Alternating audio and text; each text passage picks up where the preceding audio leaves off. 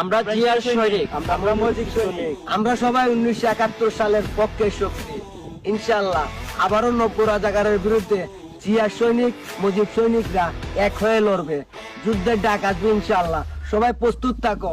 এই 90 রাজাকারকে বাংলার মাটি থেকে নিশ্চিহ্ন করে ছাড়বে জিয়ার সৈনিক আর মুজিব সৈনিকরা এক হয়ে। আমরা অমুকের আদর্শের সৈনিক, আমরা অমুকের আদর্শের সৈনিক বলে যারা চিৎকার মারে, তাদের বোঝা দরকার আপনি যে নেতার পেছনে ঘোরেন সেই নেতা জীবনেও মদ খায় নাই, এ ব্যাপারে কি আপনি নিশ্চিত?